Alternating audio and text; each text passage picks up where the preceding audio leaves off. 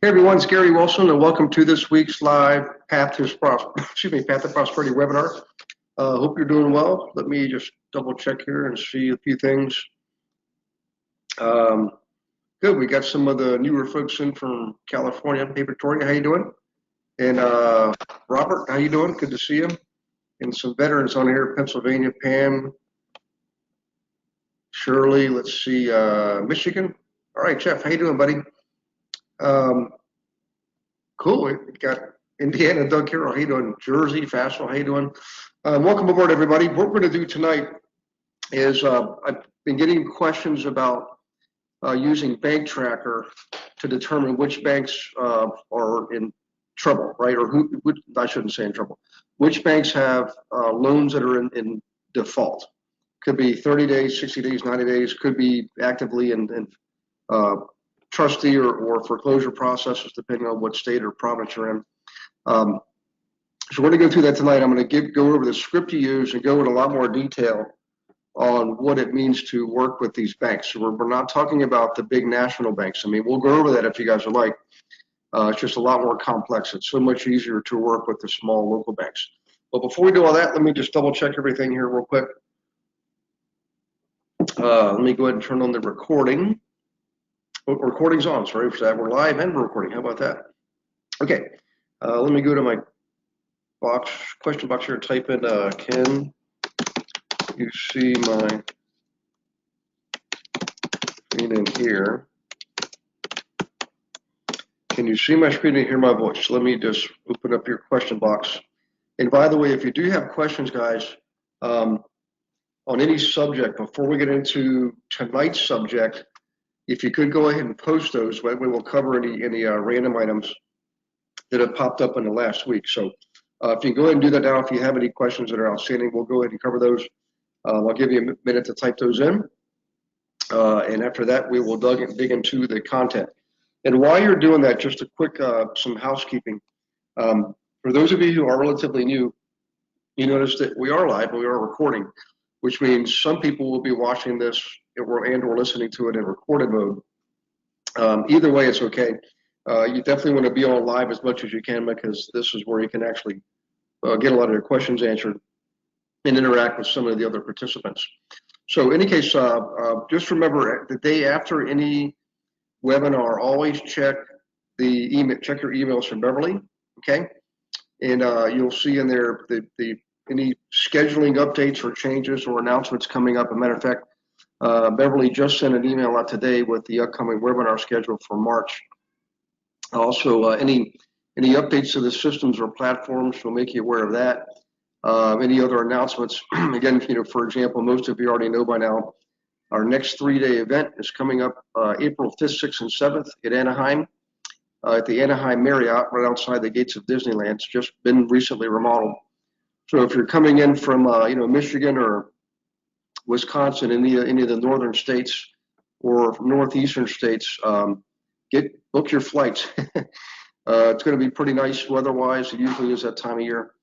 And you can put away your shovels and boots and coats for a short spell. Bring your families out. Let them go to Disneyland for a day or two. Reduced rate on the hotel. And also, if you're an active student, of course, your event fee is waived by My Investment Services. So that's a pretty good deal. So in any case, so look for all that. If you could, please, that would be great, just to keep up with everything. So let me go back here and double check for questions. Let's see. We got several of them, actually. This is Adam. Hey, Adam, how you doing, buddy? Good to see you first time. All right. Let's see. We do have, this is Victoria. Hi, Victoria. Okay, during Module 1, said it would takes a different mindset to invest in California. What did you mean by that? Well, just so you know, Victoria, I'm actually flying back tomorrow. Was been up in Canada for the weekend. But I'm out in California quite a bit, actually, usually 2 more months out of every year. And I've got family out there, so this time I'm out there for 4 months total. But every time I come out here, and I get the same thing actually when I go up to like Vancouver or New York City, any place that's very highly populated and where prices are higher than the national averages.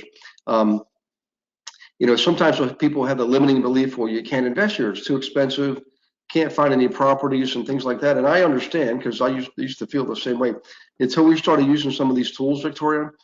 So I always remember this: even though in and around LA, it can be expensive. Like down where Bob Ustak's from, San Clemente, the average price is around $1 million, but everything's relative. It's more expensive in Manhattan to invest, and yet, literally 2/3 of the residents are renting there, which means 2/3 of the properties are owned by landlords, owners, investors, just like you and I, and they'll still pay those prices. The difference is one of the examples of a mindset shift, Victoria, is that not every investor is putting down the bare minimum and trying to finance the rest. I know a lot of the late night gurus are always teaching no money down, but that's only because consumers tell them they don't have any money. So they teach no money down techniques. It doesn't mean that's the only way to invest. It's just the mindset that's created as a result of that. The reality is up around like San Francisco, for example, again, LA, some of the bigger, more expensive areas, Boston, Toronto, people will actually put more money down and oftentimes pay cash for properties. That's one example of a mindset shift. They're actually banking on appreciation as much, if not more, than they're banking on net operating income, cash flow. Okay, that's one thing. Another thing is a lot of them are, because of the 4 ways to make money in investment real estate. Well, let's just talk about rentals, for example. Your net operating income, which is your cash flow, your appreciation, the property goes up in value over time, of course. Depreciation, which is the phantom write-off we get to take for the privilege of owning properties, and equity pay down, which means if you do have a mortgage, it's being paid down over time by your tenants, right? Now, the other thing is this: you can also, there's other ways too. That's just the 4 top ways. But let's say extra strategies wise. Let's say you've depreciated a property, you can refinance it. Of course, you can sell it. You can change title on it, even though you're still in control. You can put it inside a self-directed IRA, for example. You can create a REIT, have the REIT buy it, and you control the REIT. You can create a closed-end mutual fund, syndication. There's all kinds of things you can do. In California, we will do more of those things. We'll be more creative. We'll buy within self-directed IRAs. We'll do 1031 exchanges, things like that. I'm not a big fan of 1031 exchange, but it's more popular in an area where they have more capital appreciation, which is what you definitely have in California. So what I'm getting at is in other places, people are focused exclusively on cash flow, but that's just one of the many ways to make money in real estate. Okay, so you have to open up whatever it requires of us, is to open up our hearts and minds, look at these other strategies, and figure out what does work in your area. Because the fact is it doesn't matter where you're from. People are absolutely investing, absolutely 100%. So that's what I meant by that. Sorry for the long explanation, but it was an excellent question. So, okay, let's see how many, another question, Victoria. Okay, Victoria, module 2, you said nobody can afford to invest in California. How do you recommend an agent proceed? Again, it's just a mindset thing. The reality is people can and do invest in Southern California. And I guess the answer I just gave you kind of covers both questions.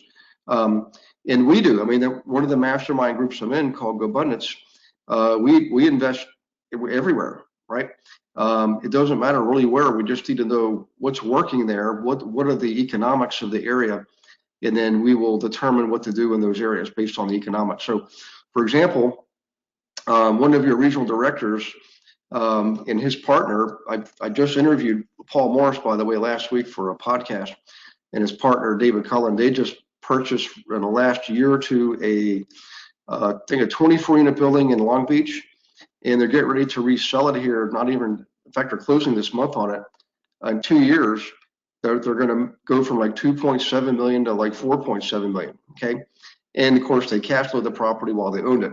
So that's what I mean is, I'm just basically feeding back the remarks that I get when I teach out there, and if I just simply told people, no, you're not right, I would lose them. But if I was to say, I understand what you're saying, and I agree with you, and based on conventional wisdom, it looks like it's too expensive. But then it allows me to open up the gate to explain things further, and I'll show them techniques they can use in the area. So for example, Victoria, in your area, we would probably not use the MLS, if at all. Very rarely would we use the MLS. We would use other techniques to go locate inventory by overturning some stones here and there and looking for inventory that's not actively on any listing service. Because remember, just because a property is not listed for sale, it doesn't mean it's not for sale. It's just not on the MLS or not on Loopstar or CoStar or LoopNet, whatever. We have to use other techniques to identify specific properties, identify the specific owners, and send them specific marketing pieces that are niche oriented and highly targeted. That's how you overcome that, Victoria, in the area. And that's why we have the program. So you'll be learning a lot of that as you go through the other modules. But more importantly, remember, the learning modules are just a small fraction of this whole thing. The remainder of it really is on myinvestmentservices.com in the resource area. You have to go into, click on the members area. Here, I'll do that now. Hang on one second. So everybody follow along here, and you can kind of copy me if you want. So I will go to My Investment Services. All right. See where it says members area? Click on members area. Okay. And then you have to log into silver level. We're all by default silver level members. So a couple things, Victoria. Number one, you got here a cash buyers report. It shows you who's paying cash for properties in your area. It not only gives you the buyer's contact information, the cash buyer's contact information, more importantly, it shows you the properties they bought. So you can see what their history is. You can see what it is they like to buy. And then now you'll know some marketing techniques as you go through the training. And go find the owners of those properties and solicit them, okay? Private lenders report shows you who's lending money privately in your area. Here, let me just click on this. See who's lending money privately in the area, okay? Oops, excuse me. I'm gonna type in my name here. Gary Wilson, myinvestmentservices.com.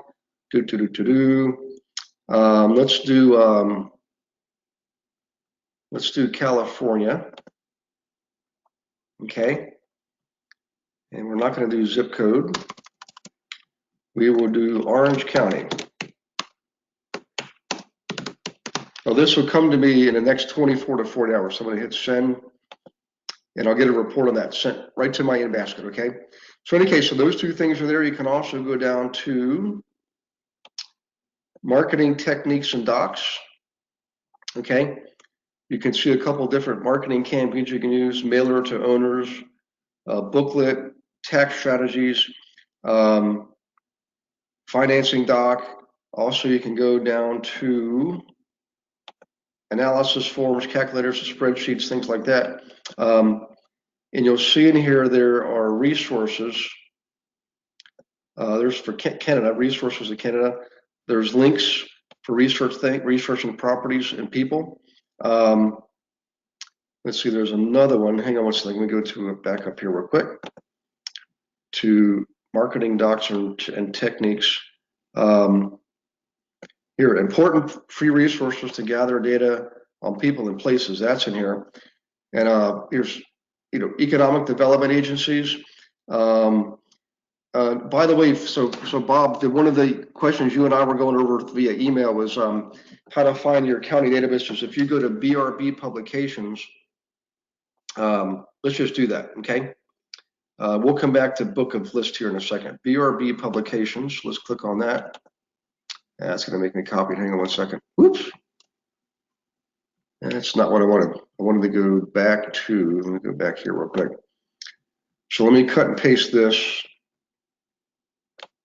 if it'll let me. Actually, let's just do this. We'll go to short, easy way. So BRB Publications, okay? So this is an example of a free resource. It's across the board. So you go into here. You can become a member if you want, subscribe, all that kind of stuff. But what I want to show you is this. Products and services. Actually, let's do the find a public record. Is the bookstore, subscriptions, other links, use of resources. Free public record searches. Let's click on that. Okay. So we're going to select a state first. Let's go pick California. Okay. Then let's pick Orange County. Hang on a second here. As many of you are in Orange County. And you can see all of the websites for your Superior Court, Santa Ana. Here's your record document location. Let's click on that. Actually, let's do this. Property tax ownership. Let's click on that. And by the way, real quick, for those of you who are in Orange County, by the way, you're using something called a Realist. It's the interface between your MLS and your county's property tax records.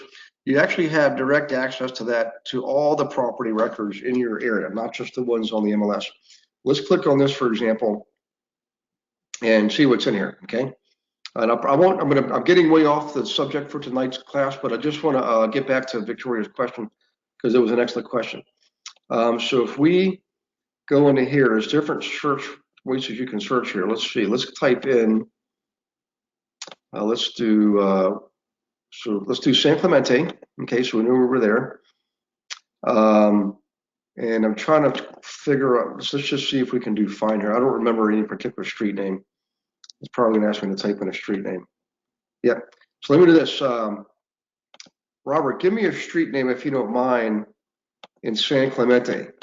And let's see what we can find there. If you don't mind typing one in on your question box, that would be great. I'm trying to remember the street name that the class was on. Let's see. What's today, the 18th? When did I teach her? San Clemente. That would have been, let's do Camino. That's where I was. Okay. Camino de las Moras. I don't know if I can even read my own writing here. Let's see what it brought up here. Okay. Some of them are easier than others. All right.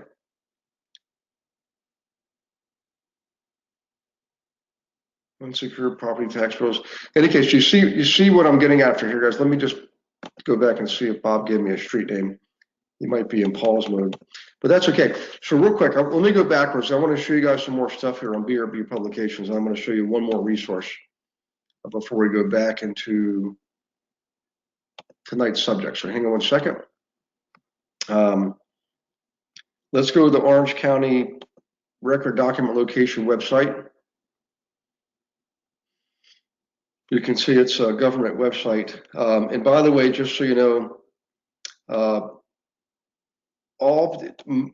I shouldn't say all, much of our public records were made available to the public back in the early 2000s through the Freedom of Information Act, okay? Document recording services. In any case, you can go in there and find all kinds of stuff on people and properties almost anywhere you want, okay? Clerk recorder office extended Valentine's Day. We don't need any of that kind of stuff there. What I'm looking for here is property records. Let's just go there. I think that's where we just were a moment ago. Okay. Yeah, it looks like the same place. Official records, copy request form. We don't want to do any of that kind of stuff.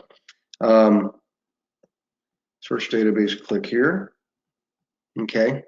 But what I'm getting at is you want to go to these places if you know what it is you're looking for, you know what kind of property a client may or may not want, you can use these resources to find anything you want on any person or any property, okay? Search by name, search by map, okay? Look at all the affidavits. In any case, you can also use, by the way, a paid service called Rebo Gateway. So let me just go back to the databases are bizjournals.com. I want to show you that one too, bizjournals.com. Bizjournals.com. This is a great way. These guys have a publication. You can even get in print. Online, you have to actually pay for it. But what they give you is a publication. Let's see what I'm trying to find. That lists the top 25 people in each industry in your area, each business, okay? And it's usually several hundred or several thousand people long, and it gives you their name, physical address, the business address, phone number, email address, the whole 9 yards. So let's see here. This is all, it looks like it's all about Charlotte. I'm trying to find the publication I'm looking for. Jobs, Select Talent Store. Let's see if we can find it here. People move, contact top executives. This might be it right here. Just imagine if you had access. Oh, we gotta go to the store. Okay, so we're gonna make us pay for it. But what I'm getting at is this: guys, you can get this list. It's called the Big Book of Lists. All right. And in here it is right here. Get essential information on leading buyers, businesses, employers in any of the 60 U.S. markets. Let's just click on this real quick. We used to be able to get these for free because you know where we go? We go to the public library.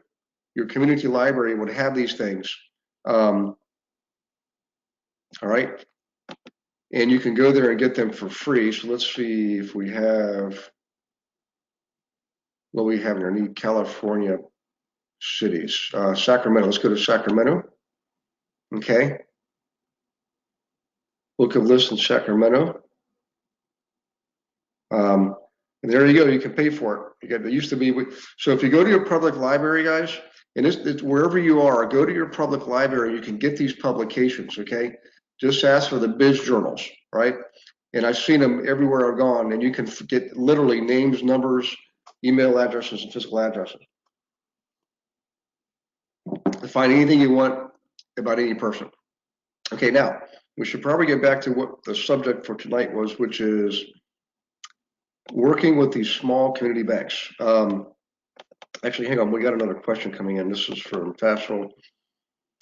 Faisal is asking, is this for any state or, yeah, Faisal, that's for any state. The BRB publications is for any state. Biz Journals is for any state. I didn't go over the Canadian resources. You can see there's your Canadian assessment link. This is for property assessments. Your Canadian business is similar to the usbusinessjournals.com. But also, let me go back here real quick since you brought it up, Faisal, thanks for doing that. If you go to this other resource down here, you go to the bottom, there's a list just for Canada. So let me just pull this up here real quick. For all the Canadians, by the way, happy Family Day. I just celebrated Family Day myself with my in-laws up here in London, Ontario. Had an awesome day, lots of good food. Beautiful blue sky, sunshine, snow last night, so snow was everywhere except for the roads. But in any case, there's all the links that you can use in Canada, okay?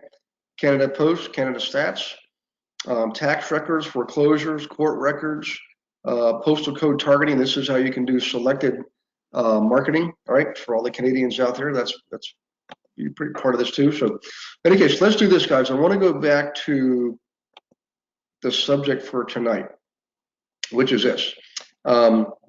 Using Bank Tracker to determine what banks have non-performing assets in the area. So if anybody wants to type in a bank name, actually, let me do this. Let me go back to the beginning. Okay. So first thing you do is look at this link here, banktracker.investigativereportingworkshop.org. So here it is right here. I just highlighted it in blue. It's all in your information. You all have this, the exact same link, okay? And once you type it in and hit the enter key, you get this screen. So this was created by American University students, grad students back around year 2000 in partnership with NBC News. and you can select either traditionally chartered banks. These are like your national banks, Bank of America, even your local community banks. You can also select credit unions. Let's just select credit union just for grins, okay? So you do that. You can also then go look for a list of banks. So I just did a couple up here just for grins. I wanted to see what banks so I can look. So let's look up Altura Credit Union. Let's highlight this. Okay, I'm going to show you how we use this precisely. So I'm grabbing, all I did is I typed in community banks in Riverside, California, because I'll be teaching there in a couple of weeks. All right, so I grab a bank name of a credit union. I'm going to go back here and type that in here.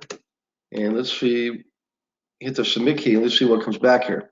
Altura Credit Union, didn't like that, so let's go back here. Maybe that bank's been bought by somebody else.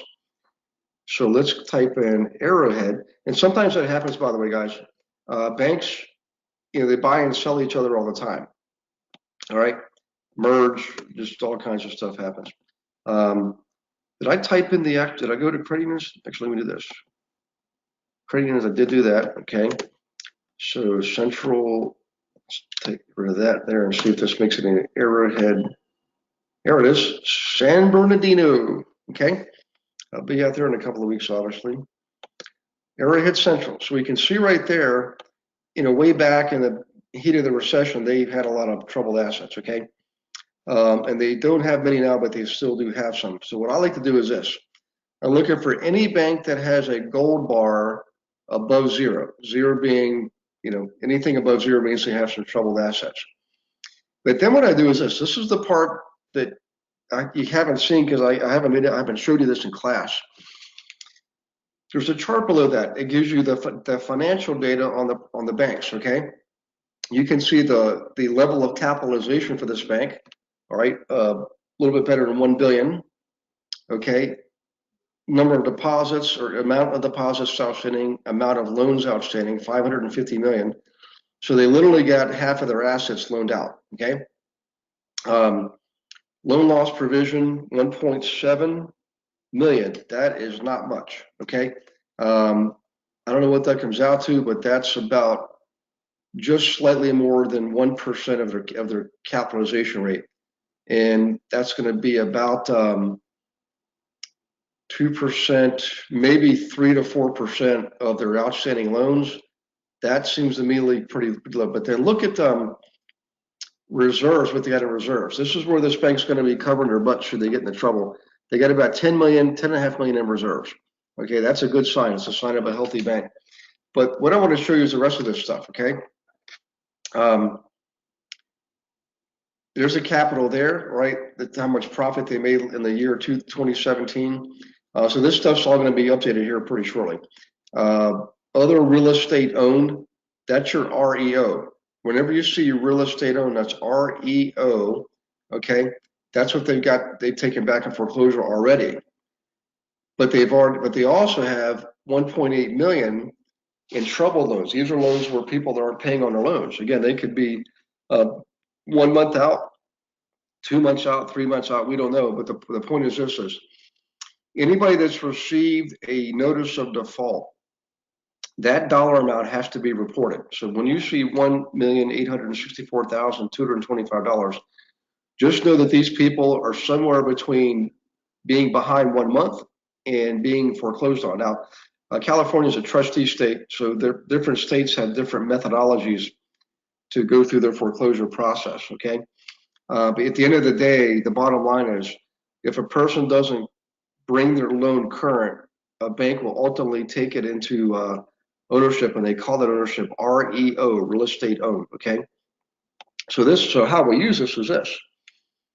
If I see that they've got 1,864,000 in troubled loans, okay, and a loan loss provision is 1,696,000, I'm probably going to go visit that bank. The only reason I might not is I see they've got reserves of 10 million. In other words, they've got more enough in reserves to cover if all of this 1.86 million goes under, they've got enough in reserves to cover it. They don't want to do that. What they want to do is use loan loss provision for that, okay? Because these reserves, could maybe used for other purposes, right? So the point I'm getting at is this. I would probably go visit this bank. I would probably go visit this credit union.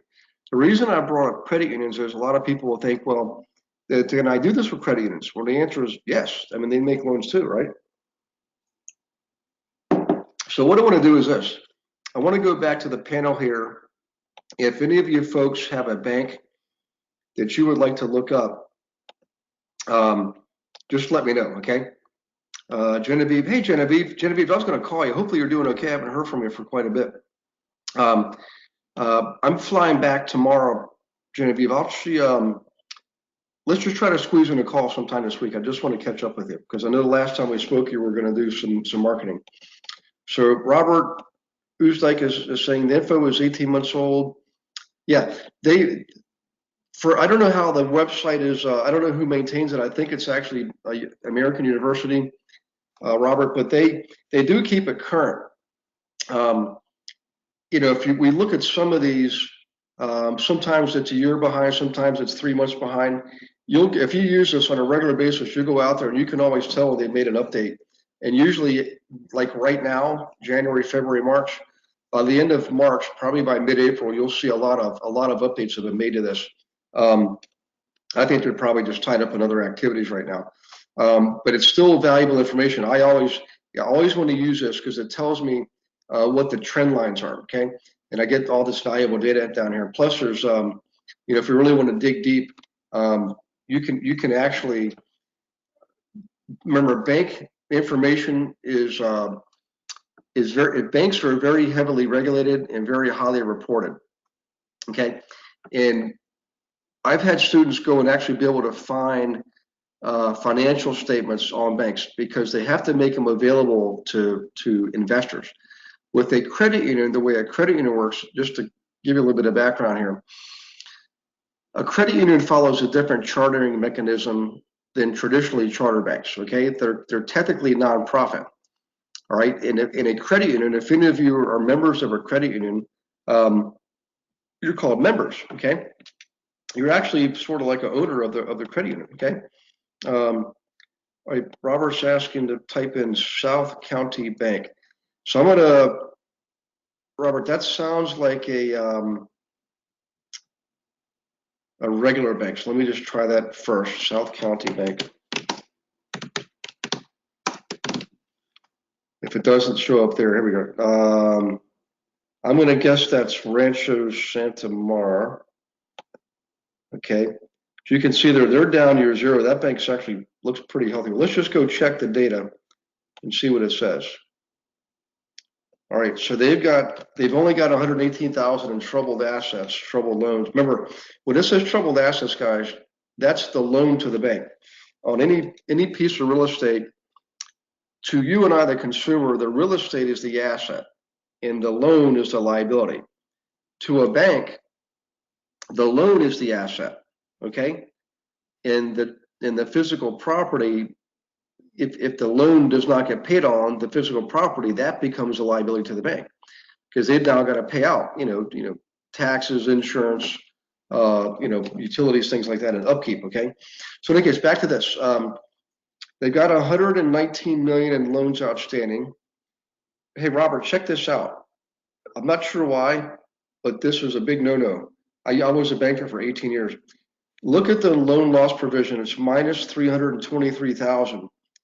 So just quick education here for everybody. That number is not supposed to be negative. I've got a feeling this bank's been reported. Let's see what the reserves are. They've got 2.5 million in reserves. So I'm not sure what their current situation is right now, Robert, but you may want to go visit these guys. Loan loss reserves, there's the requirement is it has to be a certain percentage of their capitalization rate, okay? So if you look down here, they got 17 million capital. Usually this is going to be somewhere in the 10% range. It just depends on their rating for the bank and history, some other factors too, in fact. But with this being negative, that means they've had to draw against this, all right? And the money had to come from somewhere. This is not like there's just some magic money tree. This is actually real money, okay? There's real investors, owners of these banks, okay? Stockholders and so forth. And those loans, that was real money that was loaned out. Okay. I don't know if Robert, if you know if this bank was or is a portfolio lender. In other words, did they sell their mortgages or did they keep the mortgages in house? I've got a suspicion this was a portfolio lender, because if this bank was selling mortgages, there's no way that would be minus 323,000, because the regulators will move in quickly and force them into an merger agreement with some larger bank that's healthy, or they would just literally just take over. Okay. So what's interesting here is this: troubled assets is quite low. Now maybe this is low, Robert, because they just took a lot of money out of loan loss provisions to cover the troubled assets. They probably just did this right before the reporting, and maybe that number is a positive number. I don't know, but I would actually look at the year over year. It was negative in 2016. It's still negative in 2017. Here it is a year later, almost a year and a half later, like you said. I would go visit that bank, Robert. That would be my suggestion. Good example. Let me just see what else we got here. PAM, okay, SPE, Federal Credit Union. Okay, let me try that one out. PAM. See what we got here. That's a credit union, obviously.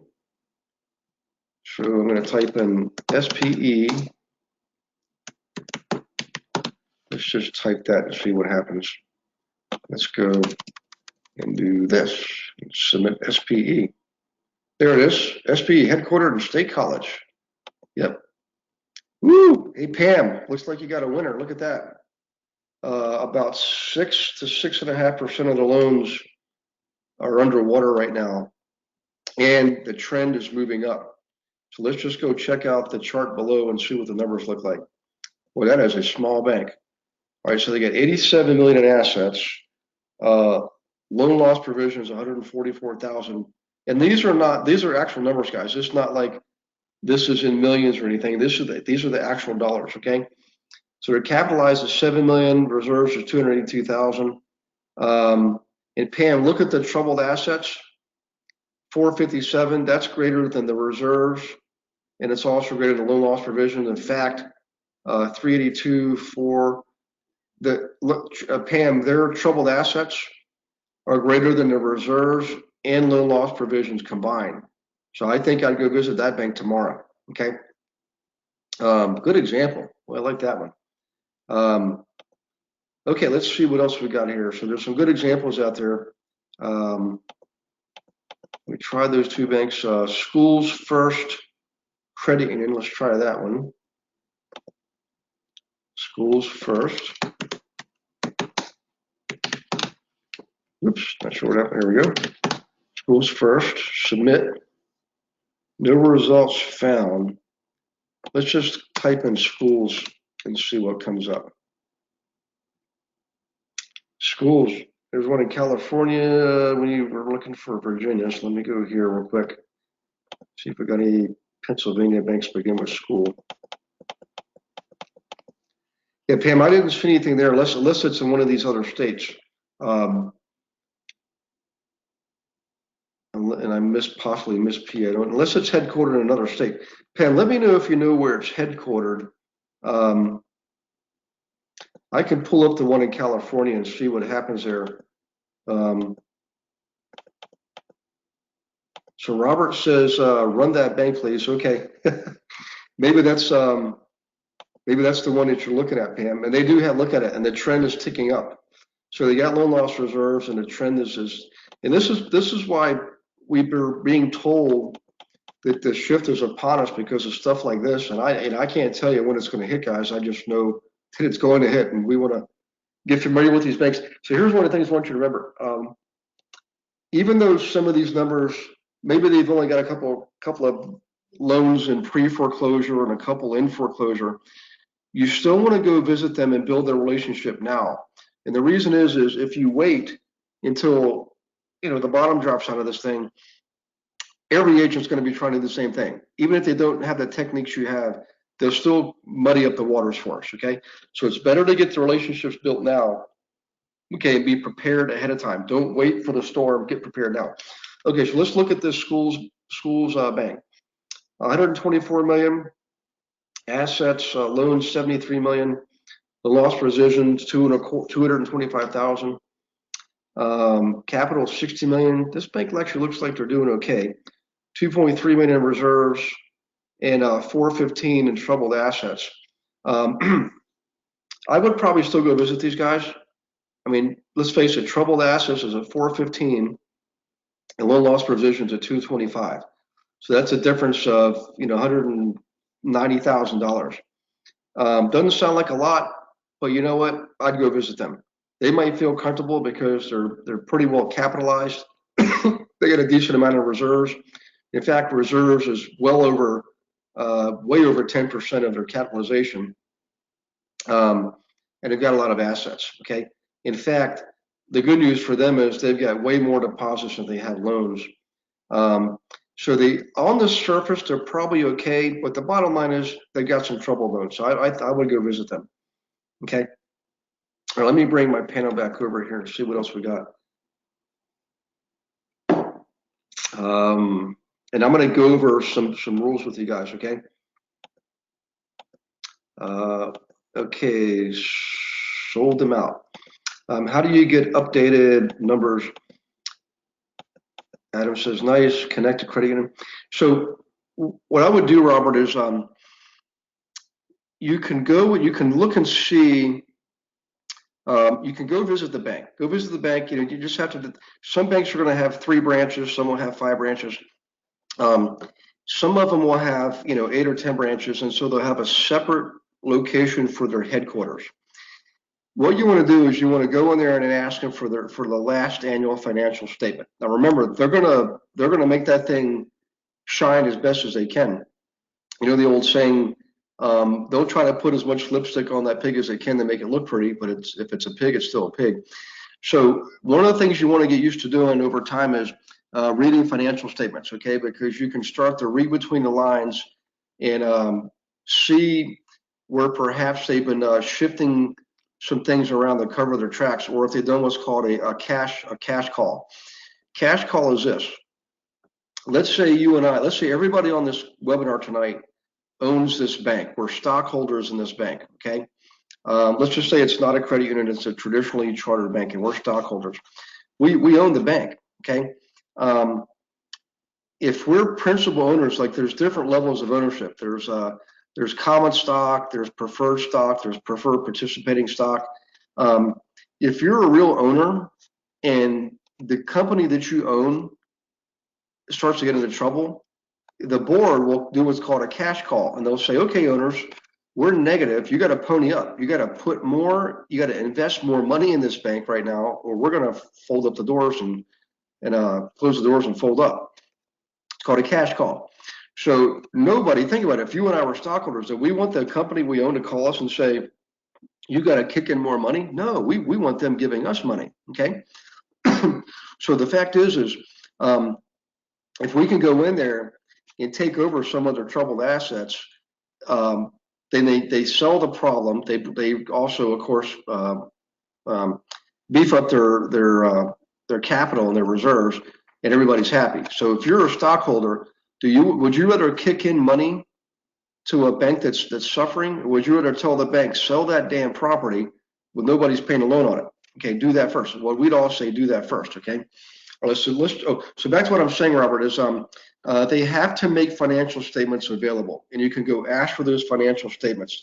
You can, if they ask you why, say I'm contemplating investing in the bank. Okay. You can also ask for their annual reports. Okay. And remember, they have to. The federal government's asking for those on a regular basis, and they have to make them available. Okay. Sometimes they'll run you through a little bit of a red tape, but just to give an example of what it's like sometimes. Many of you are in Keller Williams. Keller Williams is called an open book company. What that means is any of us could go to any Keller Williams office and walk to the front desk and say, I'd like to see your reports for the last month. And the rule is you're supposed to produce that in 60 seconds. And I've actually done that. And it's only been one case where the market center did not provide me the reports in 60 seconds. And it turns out that that bank was currently undergoing audit. But in most cases I've been to, they'd say, sure, no problem. And in 60 seconds, I got a full set of reports. Well, just know this: not every company is an open book company. They still have to report their information, and that information is deemed part of the public domain once it's been reported.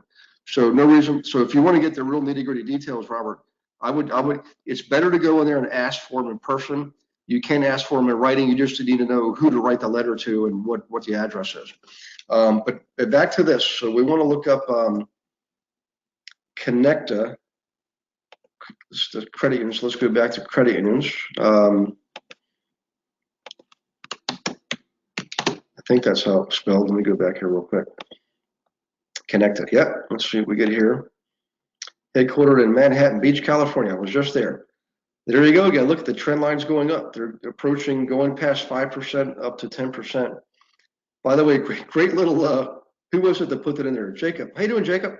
Yeah, I love Manhattan Beach. Hermosa Beach, real close to each other. Great little beach towns, not too far from the airport, and most people don't even know they're there. Okay, so back here.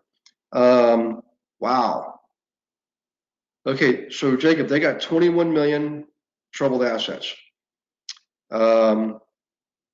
Reserves 29 million, capital 338 million, loan loss provision 14 million. Okay, so on the surface, and they're a $4 billion bank. So on the surface, Jacob, I see troubled assets, the last row, 21 million, is greater than a loan loss provision of 14 million by about 50%. So they got 50% more troubled loans than they do loan loss provision. So I would go visit that bank, Jacob. That would be my recommendation. Okay. Let me bring this back over here. And what I'll do is I'll do just one or two more guys, and then we're going to have to. Hang on. Robert's got a question. How quickly can a bank turn these numbers around if they are a negative? I got to tell you what, Robert. I've over the years. It's just every case is different. There was a bank. Actually a couple of banks up in Milwaukee, Wisconsin, and I had a student. She might be on today, Katie Krause. She's not even an agent. She's an investor. She used this, and she went to go visit like 4 banks, I think, well, maybe 5 banks. 4 of them they gave her the list of properties right there on the spot. I mean, literally, she walked in with a script that I'm getting ready to go over with you guys, and she had a list of properties, and she started making offers on them, and they were like, as long as you had cash. Hey, by the way, real quick, important thing here, guys. When you're dealing with these troubled assets with banks, you'll have a far better shot of success if you can come in with cash. If you've got to borrow money to buy the property they already are in trouble on a loan, they're going to be. They just know this. They will take a lower price as long as it's cash. Okay, because cash is a far more certain transaction. They don't have to worry about the loan being approved or not approved or appraisals, any of that kind of stuff. It's cash. It's an as-is deal. You take it or leave it, right?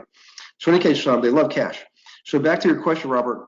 There was one bank in Milwaukee, and it was ridiculous. I mean, they were, I think it was like they were 200 million to the negative. They only had like 80 million in reserves, and they had several properties. I mean, a list of properties they were selling, and they were negotiating like they had all the time in the world. Only thing I can figure there, Robert, is they probably had some investors with deep pockets, and they figure if it push came to shove, they'd do a cash call. That's probably what their situation was. Other banks, though, have owners that are like, their response is, I'm not kicking in another dime because this thing looks like a sinking ship. And in that case, those banks are, they'll either be bought or they'll be forced to be merged with another bank, which essentially is a buyout. Or they'll simply be taken over. The bank regulators will actually install their own CEO. I've seen that happen too. So in any case, every situation is different. It all depends on how imminent the danger is, what the strength of the ownership is and things like that. There's just so many factors. The answer could be different for every single bank. Okay, let's go back here. I think we had another, where do you find the bank script? So Adam, I'm gonna go over that with you. Yeah, Pamela says that Schools Bank was in California. So Pam, you and Robert should maybe connect if you want to. Pam, you may have gotten a loan from them, I don't know, but Robert's right in the area, and he's one of our students, Pam. I've actually met him 2 years ago. And Robert, Pam goes back a couple of years also, and she's also at the, I think at the mastermind level.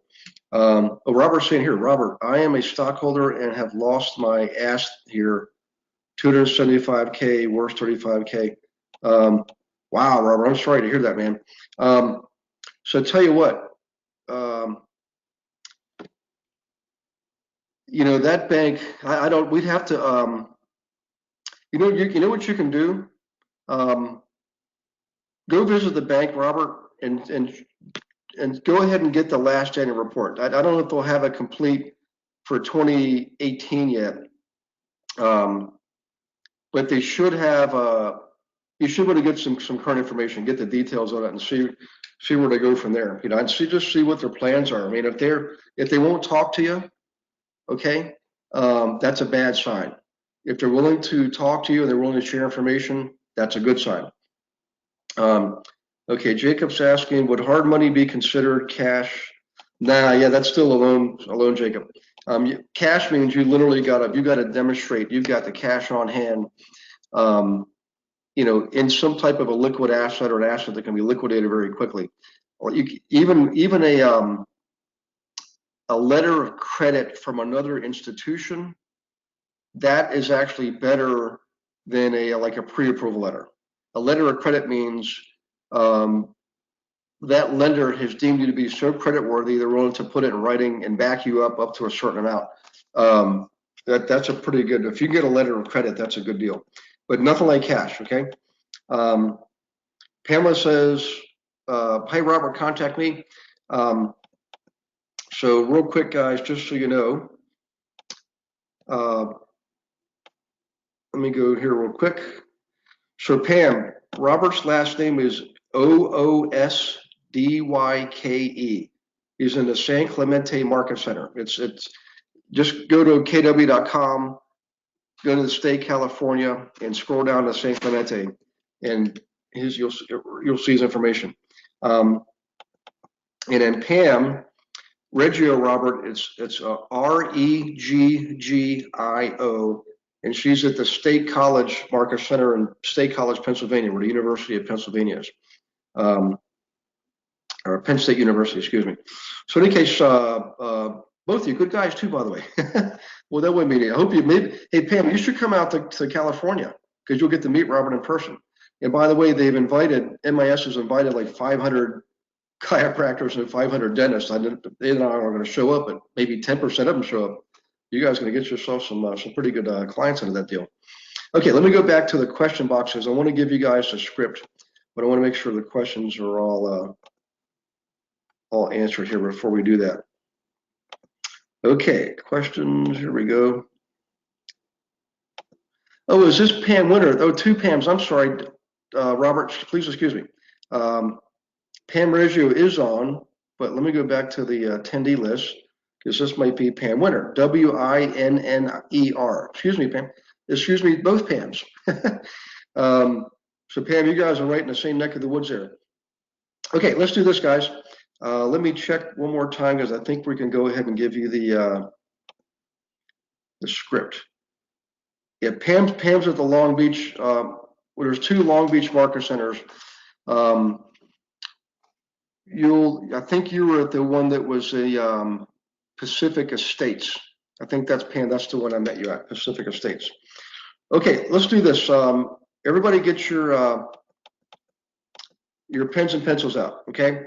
And this is getting recorded too, so remember it's going to be recorded. So let's say you go visit this bank, Connect the Bank, okay?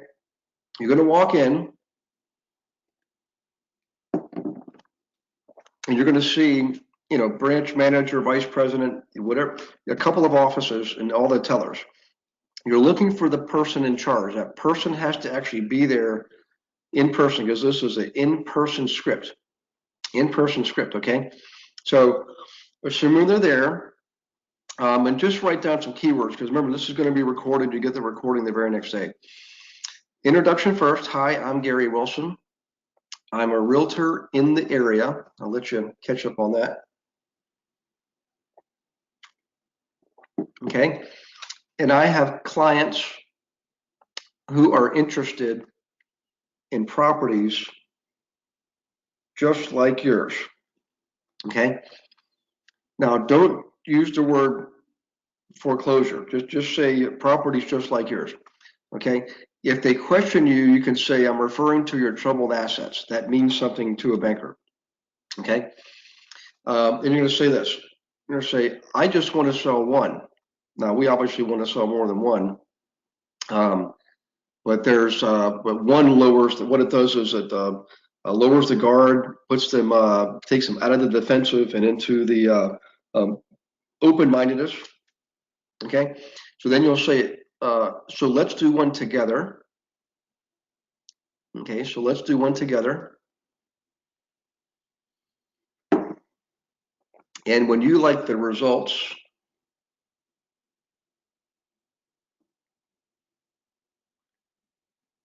then perhaps we can do more. Okay. So hi, I'm Gary Wilson. I'm a realtor in the area. And I have clients who are interested in properties just like yours. Okay. I just want to sell one. So let's do one together. And when you like the results, then perhaps we can do more. Now, those last three sentences are the actual pitch. So once you've opened them up, lowered the guard, you hit them with the pitch, and that's, so let's do one together, presumption. And when you like the results, implication, then perhaps we can do more together. That's where you actually transfer control of the conversation to them, and they have to respond. Of course, they're going to, half the time going to say no, right? Or have some kind of a question. As long as the answer does not include the word no, I know I've got the door open. And at this point, you just have to. So let's say, they're talking to Bob, and he says, you've got to call Pam. Pam's the attorney on the board. She handles our foreclosures. I would say, great. Then I gathered 5 pieces of information. And we can write this down. It's the old who, what, where, when, why. Or excuse me, who, what, where, when, how. Not why, but how. Don't ask them why, because they'll think you're crazy. So W, W, W, W, H. 4 W's and an H. Who, what, where, when, how. In other words, who's Pam? Where's Pam? How do I contact Pam? What's Pam's contact information? And when's the best time to contact Pam? All right. At that point, now you've got to put on your realtor hat and go in there and get yourself a listing. Now, just so you know, I used to use this first as an investor. Okay. I used it first as an investor. It wasn't until years later where I started going in representing other clients, and not just investors. I would do this for my owner occupants too, because I knew if I could show my owner occupants that I could get them a really good deal, I would get a lot of referrals out of it, because most agents weren't doing this. Most agents were just using MLS. And here I was going way outside mainstream, getting way away from the herd. And quite frankly, owner occupants want a good deal too, especially the people who are, people that own businesses typically all of us, we're all business people. We're looking for the best deal we can get, okay? So I would do that, and all I did is I tweaked the script to be used as a realtor, okay? So as an investor, I mean, literally I'd walk in, guys, with my sneakers on and tennis shoes, and blue jeans or whatever, and say, I'm interested in properties just like yours, okay? I actually get more responses as an agent than I do as an individual investor. But in any case, great script. Now, a couple things here. When you get a bank listing, just know this, it's always better if you're working with a community bank. Banks that are what we call portfolio lenders. So please write that down. Portfolio lenders. The reason is if you deal with banks that sell their mortgages, like Bank of America, you're going to get routed to an asset manager, which basically makes your lives way much more difficult. Okay. So in any case, we don't want to deal with asset managers if at all possible right now. The economy's doing great, but when it's not doing great, yeah, we got to have to deal with some asset managers. But by that time, you'll have enough experience under your belt you know how to deal with them. So back to this. In most cases, you can use your own listing forms for the listing. Okay, you might have a one-page disclosure or an addendum because it's the loans in default or going into foreclosure. Okay, you treat it like any other listing. Very rarely will they make you pay for expenses out of your pocket. And I bring this up because if you're dealing with the big banks where you're using asset managers, just know this. They're often out of state. You're dealing with somebody hundreds of thousands of miles away, and they're going to have you take over the management of the property. I don't mean in just terms of listing. They're going to have you make sure everything's arranged for cutting grass, paying the electric bill, and the all this stuff. And I did that to the point where I got tired of it because they also ask you to cut your commission down. Okay, that's the asset managers with the big banks. You see what I'm saying? With these smaller community banks, you're more likely to not get that type of arrangement. It's more, yeah, you're the agent, you're going to list a property and sell it, but that property is their property. They're going to pay the electric bill. They're going to pay the tax on that. You know, stuff like that. I don't ever let yourself fall into that trap. I did that before. I was selling thousands of those things, guys, for the big ones, including like, Fannie Mae and HUD and all them. And what happens is asset managers are companies, and they're intermediary companies. They're not even real estate companies. They're not licensed. But what they're doing is they're taking over the assets, the troubled assets, okay? And as such, what they do is they require to lower your commission, usually drop off from 6% to 5%. They also require you get those utilities in your name. But here's the problem. Because they're companies, they buy and sell each other. And here's what happens, and I've had this happen to me personally. I was strung out about $3,000 on this one property, utility bills and all kinds of stuff. And the company went under, and another company took over. And I went to collect from this and said, well, wait a second. That arrangement was with the other company. It wasn't with us. You got to go collect from them. Well, they'd gone out of business, okay? And you can try to go through all the trouble of filing mechanics liens and stuff like that. But, the bottom line is you'll get a judgment. But if the company's out of business, you'll be one of many creditors waiting in line to collect, okay? So in any case, I'm not saying that happens a lot, but it did happen. And it does happen to other people too. And I don't want you to get stuck in that. I'd rather you deal with the small local banks first, get your feet wet, get some experience, build those relationships, because those guys will also give you referrals, okay? And then when the bottom drops out of this thing and we start having a lot more troubled assets and the big banks start kicking in the gear, you can start dealing with them and they'll work with you because you got more experience. And I made a lot of money selling those properties.